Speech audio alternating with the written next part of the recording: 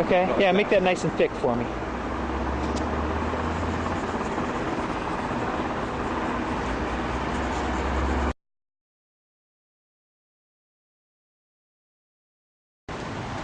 Okay, Sergeant Brooks is going to draw for me on the image where he saw the plane fly. Okay, absolutely. He's going over here to the north side from where he remembers it flying.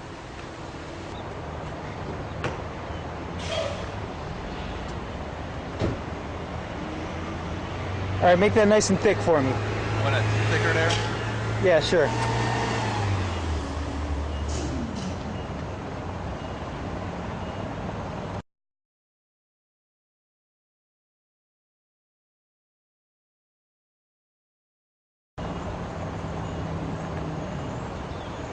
I think that's pretty close. That's damn near perfect from what I saw.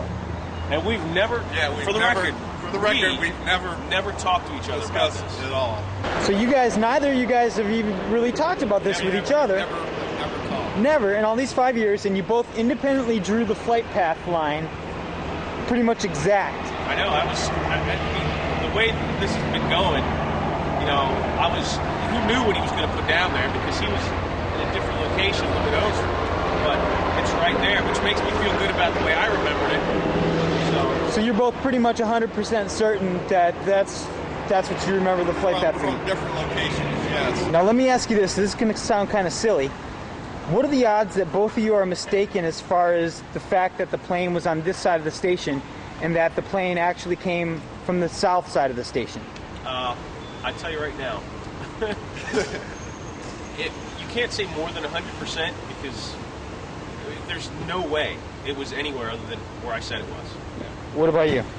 Again, something like that, something of that magnitude. So to reverse that question, what's the percentage chance that the plane was actually on the south side of the station? 0 chance. Is there less than 0%? It would be impossible for me to have seen through the building, over the roof, to see the plane. Officer Lagasse bets his life that he saw the aircraft pass to the north of him.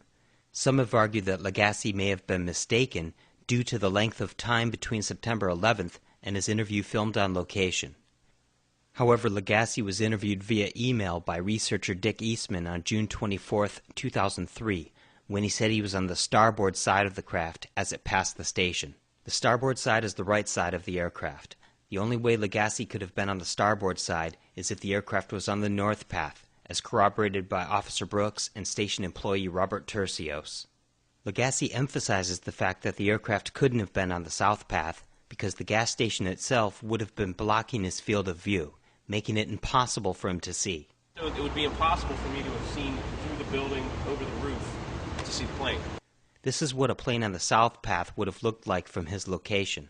It's just not feasible to suggest he could have been so wildly and drastically mistaken, and the notion that all of the witnesses at the station are so wildly mistaken in the exact same way is not even remotely conceivable. There's no way the plane was over here. If anything, the only indisputable fact is the angle was different, that it was closer this way. Mm-hmm. But it had to be on the side. It had to be on the north side. There's no way it was on the south side. I can't see. I don't have eyes in the back of my head.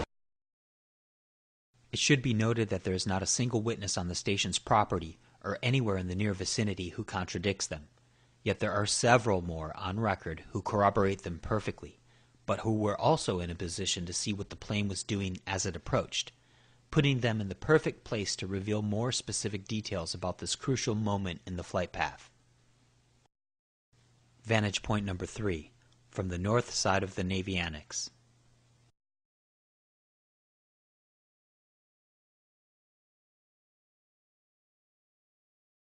William Middleton Sr., Arlington Cemetery employee.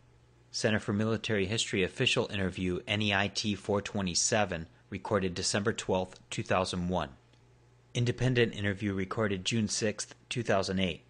Right up there he came in between, the Hilton and Navy Annex, and he started dropping. It was coming, I don't know the name of this street here, but it leads to Henderson Hall. You're talking about the street right here on the north side of the Navy Annex? On the north side of the Navy Annex. It was coming straight down the middle of the street, and I wasn't what was going on.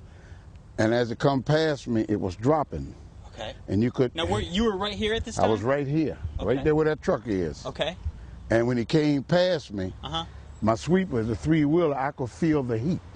Oh. That's how close it was from to the me. plane itself? From the plane itself. And as it went down, you could see that he was kind of fighting with it. Then you hear when he kick out at full throttle. So draw the way you saw the plane come. From right up there, he came in between, what's that, the Hilton and Navy Annex. And I seen him, if this is it, yeah, I would say. Okay. So. Well, this is our parking lot right here. Yeah. That came right over the parking lot. This is exactly where Officer Legacy placed the plane from the opposite perspective. About how many seconds do you think you saw the plane for? About 10. Yeah, about 10 to 15 seconds before impact. Oh, okay, so it was kind of slow. It was slow, yeah. I say 13 seconds. As an aviator flying 500 knots, he wasn't flying 500 knots. William corroborates Terry Marin's account of a speed much slower than officially reported. Since they were both about the same distance away from the Pentagon by the Navy Annex, they were both in a very good position to judge timing. But, okay, now you said wobbling. Wobbling, right. Like, you know, I guess by his descending, he was straightening.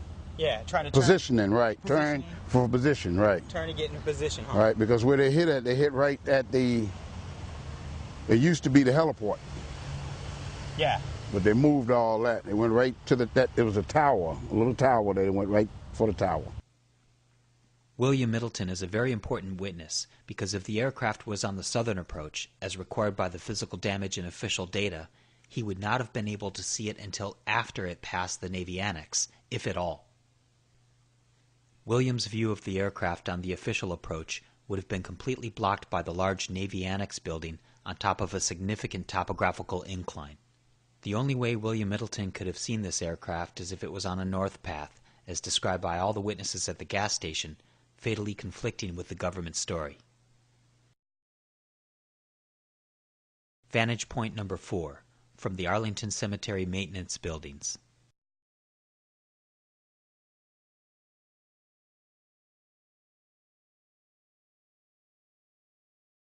Daryl Stafford, Arlington Cemetery employee. Center for Military History official interview NEIT 420, recorded December 13, 2001. Independent interview recorded June 6, 2008. I looked up, looking in this direction, and I could see the plane over the corner of that the building there. What building? That would be the Naval Annex. Navy Annex? Yeah. Now, did it look like it was directly over the Navy Annex, or was it farther to the left of it, or what would you say? From what I seen, it was to the right of it. To the right? It was on this corner of it. Oh, on the right corner? Yeah. And where those corners, you can see the building in the background, which is the Sheraton up there. It looked like it came over that, and then it looked like it was just over top of the Naval Annex on the right corner of it. On the right corner? Yep. From right up there, he came in between, what's that, the Hilton and Navy Annex. And we were kind of stunned and knew we wanted to get out the way or something. It appeared that it was coming right for us, actually. So we knew we wanted to get out of the way, but you mean it was headed right towards the buildings? Like, yeah, if it came off that end, it looked like it was just coming straight in this direction. Oh, okay. It was on the Navy Annex. It was flat. It was just like it was on top of the roof, landing on the roof. It's just like it barely made it over the roof. And then when it got beyond that point, and we started to scatter, it started to bank to the right, still coming forward. The officially required low and level southern approach flight path is perfectly straight and absolutely cannot be in a bank for the plane to have hit the light poles and building, particularly at the officially reported speed of 460 knots. This very important detail is repeated by multiple witnesses. Okay, kind of off of this corner. And down here. Okay.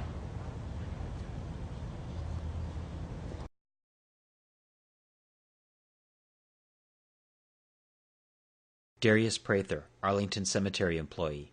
Center for Military History official interview NEIT 422, recorded December 13, 2001. Independent interview recorded June 6, 2008. As I looked over, I noticed the